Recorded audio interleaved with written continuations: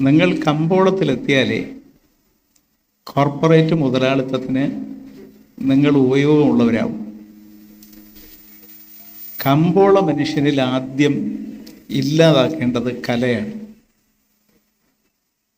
അത് കമ്പോളത്തിൻ്റെ ആവശ്യമാണ്. കലയുണ്ടെങ്കിൽ നിങ്ങൾ ഒന്നിക്കുന്നതിൽ ഒരു ആഹ്ലാദം കണ്ടെത്തും. ഇന്ന് ലോകത്തിൻ്റെ ഏറ്റവും പ്രധാനപ്പെട്ട യുദ്ധം നടക്കുന്നത് ഭിന്നിപ്പിക്കുക, ഒന്നിപ്പിക്കുക എന്നതാണ്. കമ്പോളം നിലനിൽക്കുന്നത് ഭിന്നിപ്പിക്കലിലൂടെയാണ്. നിങ്ങളെ ഒറ്റപ്പെടുത്തുമ്പോൾ നിങ്ങൾക്ക് നിങ്ങളെ സമൂഹത്തിൽ സ്ഥാപിക്കാൻ തോന്നും. സ്ഥാപിക്കാൻ തോന്നുമ്പോൾ നിങ്ങൾ ആർഭാടീകരിക്കും. ആർഭാടീകരിക്കുന്ന ഒരു സമൂഹത്തിലെ കമ്പോളം വളരും. നിങ്ങൾ ഒന്നിച്ചാൽ, ഒന്നിച്ചു നിൽക്കുന്ന നിങ്ങൾ ഒന്നിക്കുമ്പോഴുണ്ടാകുന്ന കലയാണ്. അതാണ് യേശുദേവൻ പറഞ്ഞത്, നിങ്ങൾ രണ്ടുപേർ ചേർന്ന് ദൈവത്തെ പ്രാർത്ഥിക്കുമ്പോൾ നിങ്ങളുടെ ഇടയിൽ ദൈവം ഉണ്ടാവും.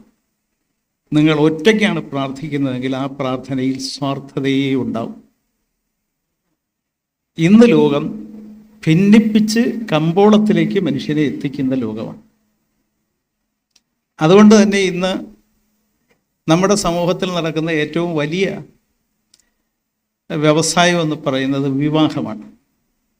വിവാഹത്തിനാണ് സ്വർണ്ണക്കട സജീവമാവുന്നത്, തുണിക്കട സജീവമാവുന്നത്, പൂക്കട സജീവമാവുന്നത്, പന്തൽ കെട്ടുന്നത് സജീവമാകുന്നത്, മറ്റാർഭാടങ്ങളെല്ലാം സജീവമാകുന്നത്. അതുകൊണ്ട് വിവാഹം കൂടുതൽ കൂടുതൽ നടക്കണമെന്ന് കമ്പോളം ആഗ്രഹിക്കുന്നുണ്ട്. വിവാഹം കൂടുതൽ കൂടുതൽ നടക്കണമെങ്കിൽ ഒരു മനുഷ്യന് ഒന്നിലധികം വിവാഹം കഴിയും. അതുകൊണ്ടാണ് ഇപ്പോഴൊരു മാട്രിമോണിയൽ സൈറ്റുണ്ട്. അത് വിവാഹം കഴിച്ച് ഒഴിഞ്ഞവരെ കഴിപ്പിക്കുന്ന വിവാഹ സൈറ്റാണ്. അതായത് കമ്പോളം വളരാൻ ഒരാൾ ഒരു വിവാഹം കഴിച്ചാൽ പോരാ, അവർ ഒഴിഞ്ഞിട്ട് പിന്നെ വിവാഹം കഴിക്കണം. അപ്പോൾ കൂടുതൽ തുണി ചിലവാകും, കൂടുതൽ സ്വർണം ചിലവാകും, കൂടുതൽ പന്തലുണ്ടാവും, കൂടുതൽ പലതും ഉണ്ടാവും. അപ്പോൾ ഭിന്നിപ്പിക്കുക എന്നത് ഒരു കമ്പോള സംസ്കാരത്തിൻ്റെ ഭാഗമാണ്. ഭിന്നിപ്പിക്കുമ്പോൾ ഇല്ലാതാകുന്നത് ശരിയായ കലയാണ്. ഉള്ള കലയെ അവർ കച്ചവടവൽക്കരിക്കും. അതിലെല്ലാ കലയും പെടും. എല്ലാ കലാകാരന്മാരെയും അവർ വിലയ്ക്ക് മേടിക്കും. എല്ലാ കലാകാരന്മാർക്കും അവർ വില നിശ്ചയിക്കും. അതായത് കല ജനങ്ങൾക്ക് വേണ്ടി എന്നത് കല കോർപ്പറേറ്റിന് വേണ്ടിയാവും, മുതലാളിത്തത്തിന് വേണ്ടിയാവും, കമ്പോളത്തിന് വേണ്ടിയാവും. അങ്ങനെ കമ്പോളത്തിന് വേണ്ടിയായ ഒരു കലയുടെ കമ്പിൽ അവർ കെട്ടിയ കൊടിയാണ് ഇന്നെല്ലാ ജനകീയ കലയുടെയും കൊടിയായിരിക്കുന്നത്. അവർക്ക് ആവശ്യമുള്ളപ്പോഴേ ഇത് കെട്ടു, മിക്കവാറും അവർ അഴിച്ചു വയ്ക്കും. ഇവിടെയാണ് ശ്രീനാരായണ ഗുരുദേവൻ്റെ പ്രസക്തി നമ്മൾ ആലോചിക്കുന്നത്. തീർച്ചയായിട്ടും ഇത്രയും കഥാപ്രസംഗരെ ഒരുമിച്ച് കാണുമ്പോൾ എനിക്ക് ഭയങ്കര സന്തോഷമാണ്. കാരണം എന്താണെന്ന് വെച്ചാൽ ഇവരെല്ലാം കൂടെ ചേർന്ന് ഒരുമിച്ച് ആലോചിക്കണം. ഭിന്നിച്ചാലോചിച്ചാൽ ഒരിക്കലും ഉണ്ടാവില്ല. ഒരുമിച്ചാലോചിച്ചാൽ കഥാപ്രസംഗം തിരിച്ചു വരും, നാടകവും തിരിച്ചു വരും, നൃത്തവും തിരിച്ചു വരും, എല്ലാ ജനകീയ കലകളും തിരിച്ചു വരും. ഒന്നിച്ചാലോചിച്ചാലേ തിരിച്ചു വരും. പക്ഷെ ഒന്നിച്ചാലോചിക്കാൻ കമ്പോളം സമ്മതിക്കില്ല. അതുകൊണ്ട് നമുക്കെല്ലാവർക്കും കൂടെ ഇതിനു വേണ്ടി ഒരുമിച്ച് ആലോചിക്കാൻ പറ്റുമോ എന്ന് എനിക്കിപ്പോൾ പറയാൻ പറ്റില്ല. പക്ഷെ ഒരുമിച്ച് ആലോചിച്ചാൽ ഏത് കലയും തിരിച്ചു വരും. ഒരുമിച്ച് ആലോചിച്ചാൽ ജനങ്ങളെ കൊണ്ട് ആ ആഗ്രഹം ഏറ്റെടുപ്പിക്കാൻ കഴിയും. ഏറ്റെടുത്താൽ തിരിച്ചു വരും. ഗുരുദേവൻ കേരളത്തിൽ ചെയ്തതെന്താ? ഗുരുദേവൻ കേരളത്തിൽ ചെയ്തത് ഭിന്നിച്ച് നിന്ന ഒരു സമൂഹത്തെ, ആ ഭിന്നിച്ച് നിൽക്കാനുള്ള ഒരു കാരണം ഭയമായിരുന്നു. ആ ഭയത്തിൻ്റെ മുഖ്യ ഹേതുവായി നിന്നത് ദൈവമായിരുന്നു. എല്ലാ കാലത്തും ദൈവം ഭയത്തിൻ്റെയും സ്നേഹത്തിൻ്റെയും രൂപമായി മാറും. ദൈവത്തെ രണ്ടാക്കിയും നിങ്ങൾക്ക് മാറ്റാം. ദൈവത്തെ ഭയപ്പെടുത്തുന്ന ദൈവമാക്കി മാറ്റാം.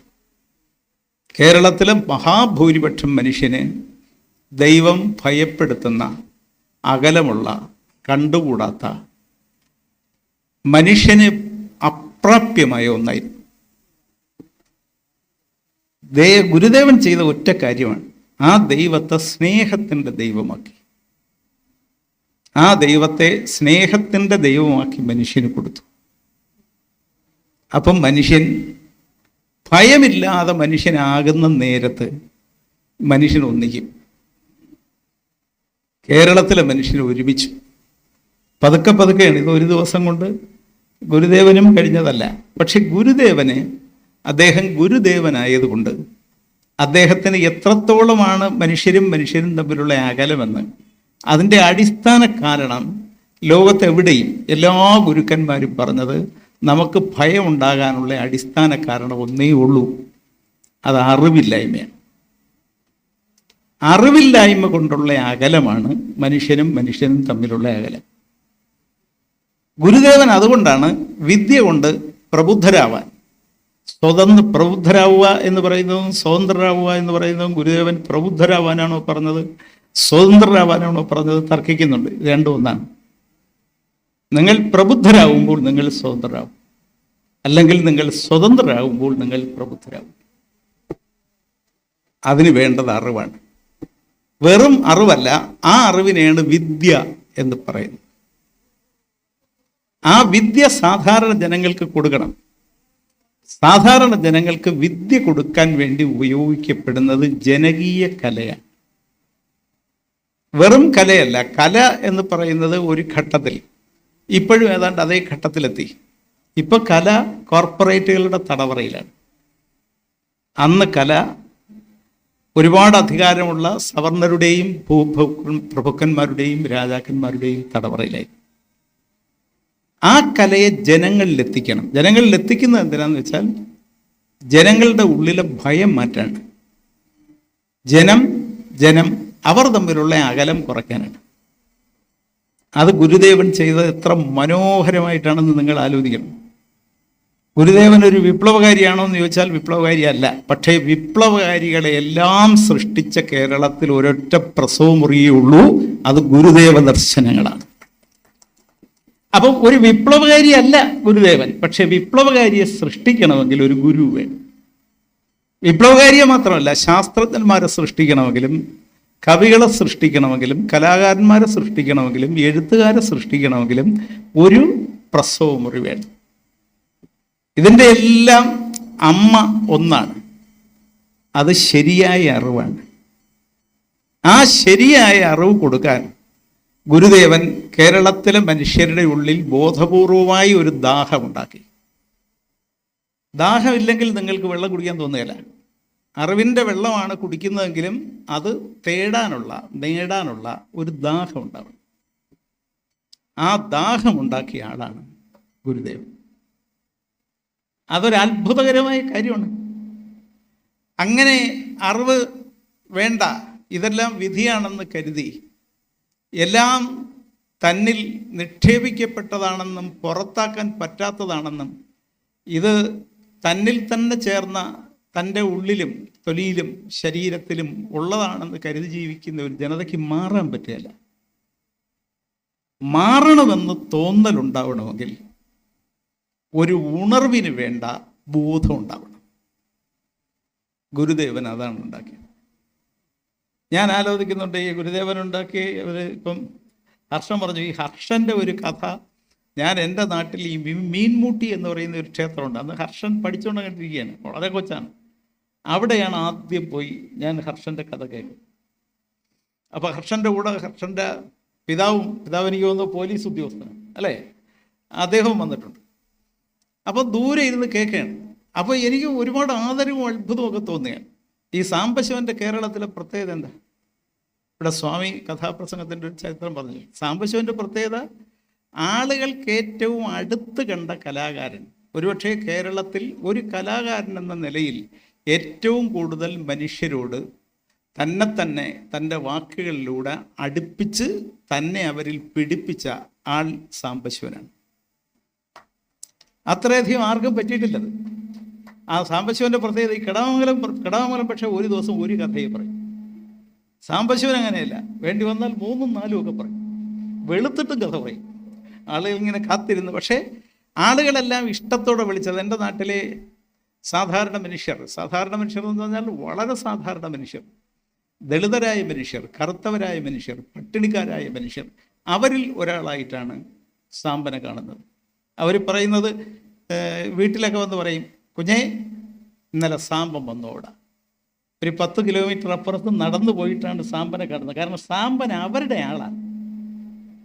അങ്ങനെ ഒരു കലാകാരന് മാറാൻ കഴിയുമ്പോഴാണ് ആ കലാകാരൻ ജനകീയ കലാകാരനാകും. അന്ന് അതുപോലെ മനുഷ്യൻ കണ്ട ഒരു സിനിമാ നടൻ ഈ പ്രേം നസീറായിരുന്നു. പ്രേം നസീർ എവിടെയെങ്കിലും വന്നാൽ വെള്ളിത്തിരയിലാണ് കാണുന്നതെങ്കിലും പ്രേം നസീർ അവരുടെ ആളാണ്, ജനങ്ങളുടെ ആളാവണം. പക്ഷേ പുതിയ കാലത്ത് വലിയൊരു പ്രത്യേകത, കലാകാരന്മാരെ ജനങ്ങളുടെ ആളാക്കാൻ കോർപ്പറേറ്റുകൾ സമ്മതിക്കില്ല. അവരൊരു വിഗ്രഹമാക്കി മാറ്റിക്കളെ. എന്നിട്ട് ഇപ്പം അതല്ലേ പറയുന്നത്, ഈ അല്ലു അർജുൻ്റെ പേരിൽ ഇപ്പോഴും നടക്കണം. അയാളെ സിനിമ കാണാൻ പോയി ഒരാൾ ഞെരുങ്ങിച്ചെത്തു. അതിൻ്റെ പേരിലുള്ള തർക്കവും വഴക്കും ബന്ധും ആടിപിടിയും സംഘർഷവും ഒക്കെ നടക്കുകയാണ്.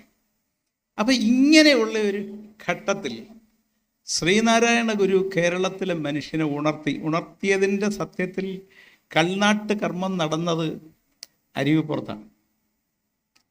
അരുവിപ്പുറത്ത് 1888 ശിവരാത്രി ദിവസം ശ്രീനാരായണ ഗുരു ഒരു കല്ലെടുത്ത് വെച്ച്, ഇത് ശിവനെന്നും ആ ശിവൻ നിങ്ങൾക്കുള്ളതാണ്. അതുകൊണ്ടാണ് ശ്രീനാരായണ ഗുരുവും ശിവനും തമ്മിലൊരു ബന്ധമുണ്ട്. അതിൻ്റെ പ്രത്യേകത, ആര്യപൂർവ്വ ദേവനാണ് ശിവൻ. ഒരുപാട് ദൈവങ്ങൾ ആര്യ ദൈവങ്ങളാണ്. ആര്യൻ വരുന്നതിന് മുമ്പ് സിന്ധു നാഗരികത കാലത്ത് ഇന്ത്യയിൽ നിന്ന ദൈവമാണ് ശിവൻ. അതിനെ ആദി ശിവൻ എന്നാണ് വിളിച്ചത്. ഞാൻ കഥാപ്രസംഗത്തിൻ്റെ ഒരു വിഷയമല്ലാത്തതുകൊണ്ട് അതിനെക്കുറിച്ച് പറഞ്ഞു പോവുകയല്ല, അതെല്ലാം പഠിക്കണം. എന്തുകൊണ്ട് ശ്രീനാരായണ ഗുരു ശിവനെയും ശിവപത്നിയെയും ശിവമക്കളെയും ശിവനുമായി ബന്ധമുള്ളവരെയും തന്നെ പ്രതിഷ്ഠിച്ചു? അത് കഴിഞ്ഞ് വളർന്ന് അദ്ദേഹം പ്രതിഷ്ഠിച്ചത് ദീപവും കണ്ണാടിയും ഒക്കെയാണ് പ്രതിഷ്ഠിച്ചത്. അപ്പോൾ ശ്രീനാരായണ ഗുരു ഈ അരുവിപ്പുറം പ്രതിഷ്ഠ നടന്നപ്പോൾ കേരളത്തിൽ ഒരു ഉണർവുണ്ടായി. ആ ഉണർവുണ്ടായ സമയത്താണ്, അതിനു മുമ്പ് കുമാരനാശാനും ശ്രീനാരായണ ഗുരുവും തമ്മിൽ കണ്ടിട്ടുണ്ട്. പക്ഷേ ഈ അരുവിപ്പുറം കഴിഞ്ഞതിന് ശേഷമാണ് 91 കുമാരനാശാൻ പോയി ഗുരുവിനോടൊപ്പം ചേരാൻ കാണുന്നത്. ആ കാണുമ്പോൾ കുമാരനാശാന് 18 വയസ്സാണ്, ശ്രീനാരായണ ഗുരുവിന് 36 വയസ്സാണ്. കൃത്യം പകുതിയാണ്. ഈ കൃത്യം പകുതി ഉള്ളപ്പോൾ തന്നെ കാണുന്നത് ഒരു അസാധാരണ കാഴ്ചയാണ്. 18 വയസ്സുള്ള ഒരാൾ പിന്നാലെ നടക്കാൻ പോയി 36 വയസ്സുള്ള ഒരാളെ കാണുന്നു. അറിവിൻ്റെ കാര്യത്തിലും അവർ ഒരു കണക്കിന് പകുതിയാണ്. ശ്രീനാരായണ ഗുരുവിൻ്റെ പകുതിയാണ് കുമാരനാശാൻ. പ്രായത്തിൻ്റെ കാര്യത്തിലും അന്ന് പകുതിയാണ്. ശ്രീനാരായണ ഗുരു കുമാരനാശാനോട് വരുന്നോ എന്ന് ചോദിക്കുകയാണ്. ആ ചോദ്യം കേൾക്കാൻ കാത്തിരുന്നത് പോലെയാണ് അദ്ദേഹം കൂടെ സഞ്ചരിക്കാൻ തുടങ്ങുന്നത്. പിന്നെ മരിച്ചാണ് പിരിയുന്നത്. അപ്പം ശ്രീനാരായണ ഗുരു അപ്പോഴത്തേക്ക് കേരളത്തിൽ പ്രായം ചെറുതാണെങ്കിലും അദ്ദേഹം മനുഷ്യൻ്റെ മനസ്സിൽ ഒരു അത്ഭുതമായി മാറിയിരുന്നു. ഏറ്റവും ജനകീയ സ്വഭാവമുള്ള ഒരു ഗുരുവിനെ, ഒരു സാമൂഹ്യ ഗുരുവിനെ കേരളം സ്വീകരിക്കുകയായിരുന്നു. അപ്പോഴാണ് ഒരു പ്രശ്നം വരുന്നത്. വളർന്ന് പോകുമ്പോൾ ആ പ്രശ്നം പരിഹരിക്കാനാണ് SNDP ഉണ്ടാകുന്നത്. പക്ഷേ SNDPയുടെ ചരിത്രമൊക്കെ പരിശോധിച്ചാൽ അറിയാം, ശ്രീനാരായണ ഗുരു അതിൻ്റെ പ്രസിഡൻറ്റും ഡോക്ടർ പൽപ്പു വൈസ് പ്രസിഡൻറ്റും കുമാരനാശാൻ ജനറൽ സെക്രട്ടറിയൊക്കെ ആയി. അതിൻ്റെ ശാഖകളൊന്നും അധികം കൂടിയില്ല. കാരണം അതിൻ്റെ വളർച്ചയ്ക്കൊക്കെ ഒരു പരിമിതി ഉണ്ടായിരുന്നു. പക്ഷേ ശ്രീനാരായണ ദർശനങ്ങൾക്ക് പരിമിതി ഉണ്ടായിരുന്നില്ല. അപ്പോൾ ഒരു കാര്യം അവർക്ക് ബോധ്യമായി, ഇതിങ്ങനെ അങ്ങ് വളരുകയല്ല. മനുഷ്യൻ ക്ഷേത്രം ഉണ്ടാക്കുമ്പോൾ ക്ഷേത്രത്തിലേക്ക് വരും. ക്ഷേത്രത്തിലേക്ക് വരുന്ന മനുഷ്യനെ ബോധപൂർവം പാകമാക്കിയില്ലെങ്കിൽ അവനെ പുതിയ മനുഷ്യനാക്കാൻ പറ്റുകയില്ല. എപ്പോഴും അങ്ങനെയാണ്. നമ്മുടെ മുമ്പിൽ ഒരാളെ കിട്ടുമ്പോൾ ആ ആളെ തിരിച്ചു പോകുമ്പോൾ കുറച്ചുകൂടെ വലിയ ഒരാളാക്കി മാറ്റണമെങ്കിൽ ദൈവത്തെ കാണാനേ മനുഷ്യൻ വരൂ. അത് മനുഷ്യൻ്റെ സ്വാഭാവികമാണ്. ഇപ്പോഴും അങ്ങനെയാണ്. ഗുരുവായൂർ ക്ഷേത്രത്തിൽ പോകുന്ന അത്ര ആളുകൾ ഇനി എല്ലാ പാർട്ടികളും കൂടെ ഒരുമിച്ച് സമ്മേളനം നടത്തി തേക്കങ്കാട് മൈതാനത്തിരുന്നാലും വരത്തില്ല. അത് ഗുരുവായൂരിൽ പോകും. ശിവഗിരിയിൽ വരുന്ന ആളുകൾ മുഴുവൻ വർക്കല മൈതാനത്ത് കൊണ്ടുവരണം രാഷ്ട്രീയ പാർട്ടികളെന്ന് തീരുമാനിച്ചാൽ അത്രയും വരികയല്ല. അത് സ്വാഭാവികമാണ്. അപ്പോൾ ഗുരുവിനറിയാമായിരുന്നു ദൈവം വിളിക്കുന്നെന്ന് പറഞ്ഞാലേ മനുഷ്യൻ വരും. ഗുരു അതുകൊണ്ട് ഗുരു തന്നെ ഒരു ദൈവത്തെ സൃഷ്ടിച്ചു. പിന്നെ അന്ന് ഭൂമിയൊന്നും സാധാരണ മനുഷ്യർക്കില്ല, ഈഴവർക്കും പിന്നോക്കക്കാർക്കും ഒന്നും കൈവശം ഭൂമിയില്ല. അപ്പോൾ ഉള്ളവർ ചില ഭൂമി വിട്ടുകൊടുത്തു, ചിലത് മേടിച്ച് ഭൂമി ഉണ്ടാക്കി. അവിടെയെല്ലാം ഗുരുദേവൻ പറഞ്ഞയച്ച സ്വാമിമാരോ ക്ഷേത്രങ്ങളുണ്ടാക്കി. എല്ലാ ക്ഷേത്രങ്ങളും ഗുരുദേവൻ ആഗ്രഹിച്ച പോലൊന്നുമല്ല. ചിലയിടത്ത് ഈഴവരുണ്ടാക്കിയ ക്ഷേത്രത്തിൽ ഈഴവർ പുലയരെ കയറ്റാൻ സമ്മതിച്ചില്ല. അതിൽ ശ്രീനാരായണ ഗുരുവിന് വലിയ പ്രതിഷേധം ഉണ്ടായിരുന്നു. ഞാൻ അതിൻ്റെ സംഭവങ്ങളൊന്നും പറഞ്ഞു പോവുകയല്ല. ഈ എറണാകുളത്തെ പൂന്തോട്ട ക്ഷേത്രം, ഈ തൃക്കരിവായൂർ ക്ഷേത്രം, ഇതൊക്കെ ഉണ്ടാക്കിയെങ്കിലും പിന്നെ അതിനൊക്കെ മാറ്റം വന്നു. അതല്ല വിഷയം എന്നുള്ളത്, അത് പോകില്ല. അതായത് മനുഷ്യനെ ഒരുമിച്ചുണർത്തുന്ന, മനുഷ്യൻ്റെ ഇടയിലെ ഭിന്നിപ്പ് മാറ്റുന്ന ഒന്നാക്കിയാണ് ഗുരുദേവൻ ദൈവത്തെ കണ്ടത്. സവർണ വിഭാഗത്തിൽപ്പെട്ട എല്ലാം തങ്ങൾക്കുള്ളതാക്കാൻ തീരുമാനിച്ചവർ ഭിന്നിപ്പിക്കുന്ന ഒന്നാക്കിയായിട്ടാണ് ദൈവത്തെ കണ്ടത്. ശ്രീനാരായണ ഗുരുദേവനും അന്നത്തെ പൂജാരിമാരും അന്നത്തെ മഹാപണ്ഡിതന്മാരും തമ്മിലുള്ള വലിയ വ്യത്യാസം, ശ്രീനാരായണ ഗുരു ഒന്നിപ്പിക്കലിൻ്റെ ഒന്നാണ് ദൈവം.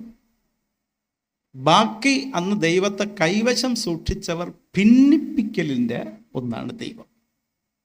അപ്പോൾ ശ്രീനാരായണ ഗുരുവിന് മനസ്സിലായി, ദൈവത്തെ വന്ന് കണ്ട് തൊഴുത് അവരെ ഭാരം ഇറക്കി വെച്ച് പോയത് കൊണ്ട് അവർക്കൊരു വളർച്ച ഉണ്ടാവില്ല. അവർക്ക് അറിവ് കൊടുക്കണം. അറിവ് കൊടുക്കാനുള്ള ശ്രീനാരായണ ഗുരുവിൻ്റെ ആഗ്രഹമാണ് ജനകീയ കലകളിലേക്ക് അദ്ദേഹത്തിൻ്റെ വീക്ഷണത്തെ എത്തിച്ചത്. അപ്പം ജനകീയ കല എന്ന് വെച്ചാൽ എല്ലാ കലയും ചേരും. എല്ലാ കലയിലും ഉള്ളത് ഒരു ജനകീയ സ്വഭാവമുണ്ട്.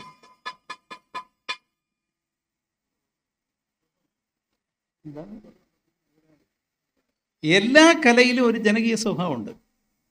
പക്ഷെ ആ ജനകീയ സ്വഭാവം ജനങ്ങളിൽ എത്തിച്ചേരണമെങ്കിൽ ഈ കലകളും തമ്മിൽ ജനങ്ങൾക്ക് വേണ്ടി യോജിക്കണം. ഇപ്പോൾ കേരളത്തിൽ ആ കാലത്ത്, പ്രത്യേകിച്ച് തിരുവിതാംകൂറിൽ, ഇപ്പോൾ കഥാപ്രസംഗം എന്തുകൊണ്ട് മലബാറിനേക്കാൾ കൂടുതൽ തിരുവിതാംകൂറിലും കൊച്ചിയിലും ഉണ്ടായി എന്ന് ചോദിച്ചാൽ ഒറ്റ കാരണമേ ഉള്ളൂ. ഇവിടെ ഉറങ്ങുന്ന മനുഷ്യരുടെ ഒരു ഉണർവിൻ്റെ ബോധം മലബാറിൽ കുറച്ചുകൂടെ കഴിഞ്ഞാണ് വന്നത്. ഈ തിരുവിതാംകൂർ ഭരിച്ചിരുന്നത് സാമന്ത രാജാവാണ്, ബ്രിട്ടീഷുകാർ നേരിട്ടല്ല. മലബാറുകാർ മദ്രാസിൻ്റെ ഭാഗമായി ബ്രിട്ടീഷ് നേരിട്ട് ഭരിച്ചിടമാണ്. അപ്പം ഇവിടെ ശ്രീനാരായണ ഗുരു വന്ന് ആ ഉണർവ് കൂടുതലുണ്ടായപ്പോൾ ഇവിടെ ആ ജനകീയ കല, പുതിയൊരു ജനകീയ കല വേണം. പുതിയൊരു ജനകീയ കല എന്ന് വെച്ചാൽ പഴയതിൻ്റെ ചേരുവയായിരിക്കും ഏത് പുതിയ കലയും. അപ്പോൾ ഇവിടെ വില്ലടിച്ചാൻ പാട്ടുണ്ട്. അത് സാധാരണ മനുഷ്യൻ്റെ മുമ്പിൽ ഒരുങ്ങിയിരുന്ന് ഒരു വില്ലൊക്കെ അടിച്ച് ഒരുപാട് പേർ പാടി ഒരു കഥ പറയുന്ന ചാക്യാർ കൂത്തുണ്ട്.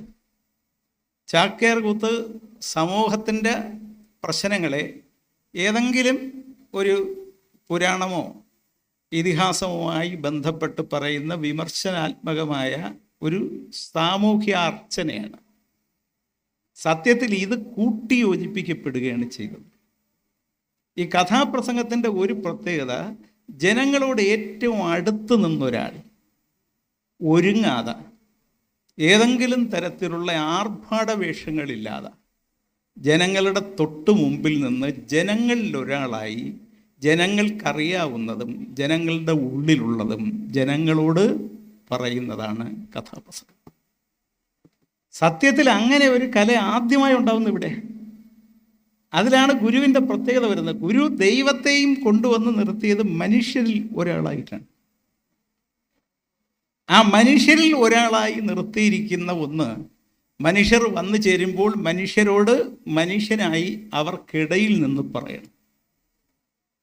അതിന് ചാക്യാർ കൂത്തിൻ്റെയും വില്ലടിച്ചാൻ പാട്ടിൻ്റെയും കേരളത്തിൽ നിലനിന്ന സംഗീതത്തിൻ്റെയും താളത്തിൻ്റെയും പ്രകൃതിപക്ഷമായ എല്ലാത്തിൻ്റെയും ഒരു ഒന്നിക്കലുണ്ടാവണം. അത് അദ്ദേഹം ഉണ്ടാക്കി. അതിനാണ് ഇവിടെ സ്വാമിജി പറഞ്ഞ പോലെ നീലകണ്ഠൻ എന്ന പേരിൽ തമിഴ്നാട്ടിൽ അന്ന് ഇ വി രാമസ്വാമി നായ്ക്കർ ഇങ്ങനെയല്ലെങ്കിലും വളർന്നു വന്ന ജനതയോട് പറയാൻ ചില കലാരൂപങ്ങളുണ്ടാക്കി. അതാണ് ഈ നീലകണ്ഠൻ കണ്ടത്. അദ്ദേഹം അതിന് കേരളത്തിലൊരു സാധ്യതയുണ്ട്. കാരണം കേരളം ഉണർന്നു വരികയാണ്. ഉണർന്നു വരുന്ന ഒരു ജനതയെ കേൾക്കാനിരിക്കൂ. അപ്പോൾ സ്വാഭാവികമായി ഇവിടെ വന്ന് ഗുരുവിനെ വന്ന് കണ്ട്, അപ്പോൾ ഗുരുവിനും തോന്നി ഇതൊരു നല്ല ആശയമാണ്. ദൈവത്തെ കാണാൻ വന്നു കയറുന്ന മനുഷ്യരോട്, അല്ലെങ്കിൽ ഉണർന്നൊത്തുകൂടുന്ന മനുഷ്യരോട് പറയാൻ ഒരു പ്രസംഗം പോരാ, അതിനൊരു കലാരൂപം വേണം. അത് ഒരുപാട് ആർഭാടമുള്ളതാവരുത്, ഒരുക്കമുള്ളതാവരുത്. ജനങ്ങൾക്ക് പെട്ടെന്നത് ഗ്രഹിക്കാനും നിക്ഷേപിക്കാനും കഴിയും. അങ്ങനെ അദ്ദേഹം ഈ പറഞ്ഞ പോലെ ഒരു പേരും നൽകി, സത്യദേവൻ എന്ന പേരും നൽകി, കുമാരനാശാനെയും പരിചയപ്പെടുത്തി.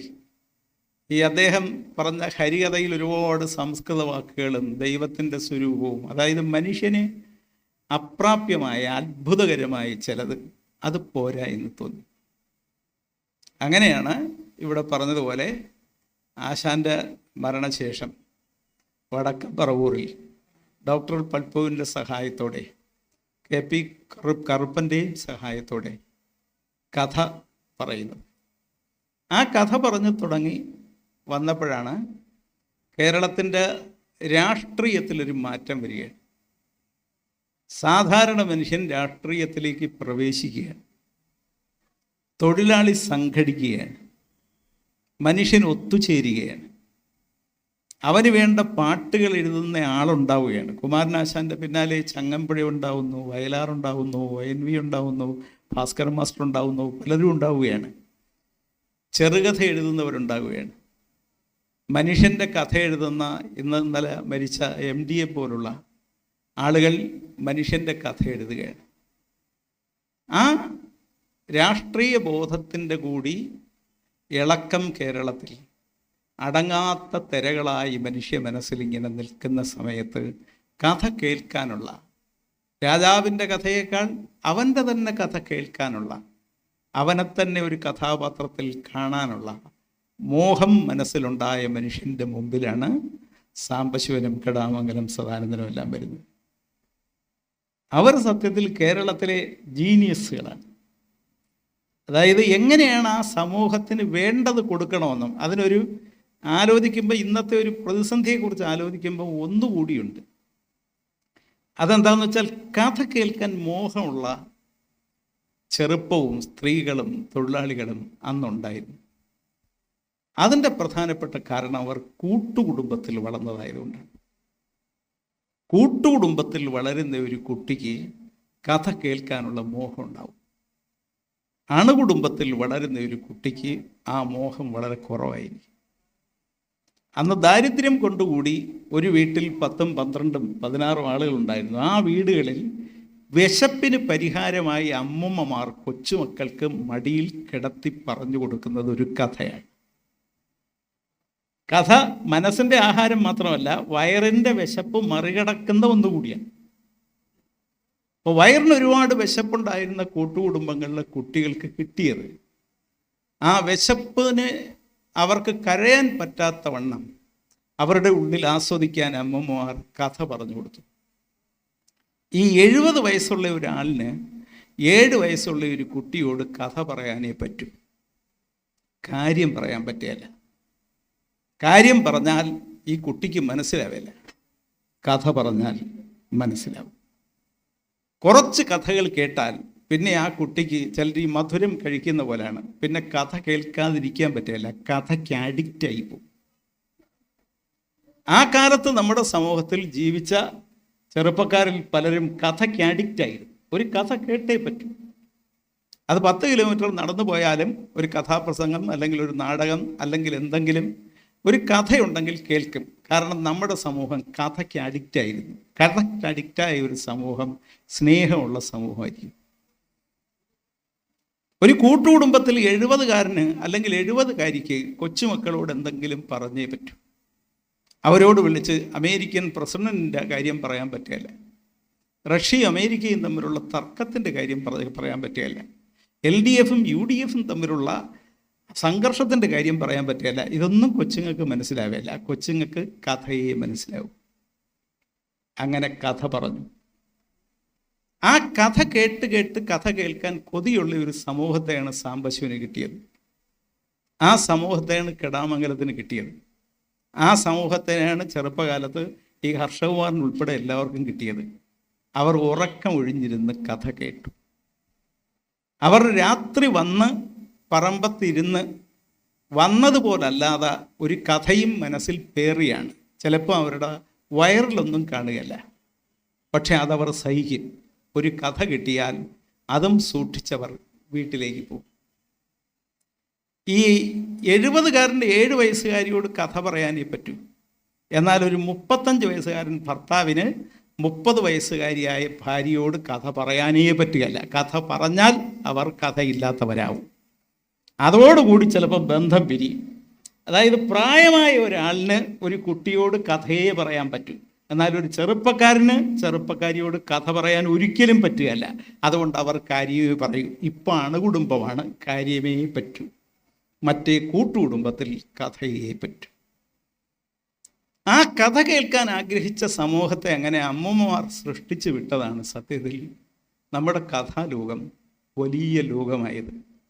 അതൊരു രാഷ്ട്രീയ ലോകത്തിലേക്ക്, മറ്റു പല നന്മകളിലേക്ക് മനുഷ്യൻ പ്രണയിക്കാനും പരസ്പരം ബഹുമാനിക്കാനും സ്നേഹിക്കാനും പുതിയ പാതകൾ കണ്ടെത്തി നടന്നതെങ്ങനെയാണ്. ഇന്നത് തിരിച്ചെടുക്കണം. നമ്മൾ തിരിച്ചെടുക്കാൻ എനിക്ക് തോന്നുന്നു ഏറ്റവും നമുക്ക് ഗുരുവായി അംഗീകരിച്ച് ഒരു വിളക്കും കത്തിച്ച് വെച്ച് അതിൻ്റെ ചുറ്റിലുവിരുന്ന് ശ്രീനാരായണ ഗുരുവിൻ്റെ പടത്തിൻ്റെ ചുറ്റിലുവിരുന്നാൽ ഇന്നത്തെ കേരളവും ലോകവും കമ്പോളവൽക്കരിക്കപ്പെട്ടതാണ്. ഇന്നെല്ലാവരുടെയും മനസ്സിലുള്ള പേരുകൾ മാളുകളുടെ പേരുകളാണ്. കേരളത്തിൽ ഇപ്പോൾ ഒരുപാട് മാളുണ്ട്, പക്ഷേ കേരളത്തിൽ എത്ര മാള് വന്നോ അതിൻ്റെ 3 ഇരട്ടി സാധാരണ കച്ചവടക്കാരുടെ കച്ചവടങ്ങൾ പൂട്ടിപ്പോയിട്ടുണ്ട്. ഇതൊരു കഥയായി അവനോട് പറയണം. അന്നത്തെ കഥ അതുപോലെ ഇന്ന് പറഞ്ഞാൽ കേൾക്കുകയല്ല മനുഷ്യൻ. ഇന്നിൻ്റെ കഥയുണ്ട്. ഇന്നിൻ്റെ കലയിൽ കഥാപ്രസംഗം മാത്രം മതിയോ?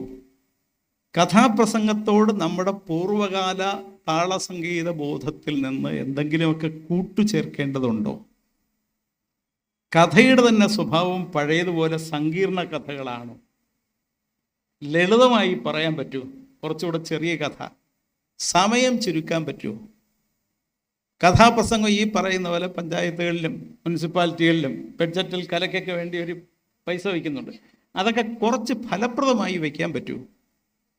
അവിടെ പ്രായമായവരായിരിക്കും ആദ്യം ഇന്ന് ഏത് കല കേൾക്കാനും വരുന്നത്. കാരണം പുതിയ തലമുറയിൽ ഞാൻ പറഞ്ഞ കഥയ്ക്ക് അഡിക്റ്റ് അല്ല അവർ മയക്കുമരുന്നിന് അഡിക്റ്റാണ്, അവർ ക്രിക്കറ്റിന് അഡിക്റ്റാണ്, ചിലർ ഫുട്ബോളിന് അഡിക്റ്റാണ്. നമുക്കൊരു പരിചയമില്ലാത്ത ഈ അർജൻറ്റീനക്കാരനായ മെസ്സിയാണ് കേരളത്തിൽ ഏറ്റവും കൂടുതൽ പരിചയമുള്ള ചെറുപ്പക്കാരൻ. അവൻ്റെ അയൽവക്കത്തെ ആളിൻ്റെ പേര് ചോദിച്ചാൽ ആ മെസ്സിയുടെ ഉടുപ്പിട്ട് നടക്കുന്നവനോട് അറിയാൻ പറ്റുകയില്ല. അച്ഛൻ്റെ പേരറിയാം, അച്ഛൻ്റെ പേര് പോലും ചിലപ്പോൾ അറിയാൻ പറ്റുകയില്ല, പക്ഷേ മെസ്സിയുടെ പേരറിയാം. അപ്പം ഇന്ന് നമ്മൾ വേറെ ചിലതിന് അഡിക്റ്റാണ്.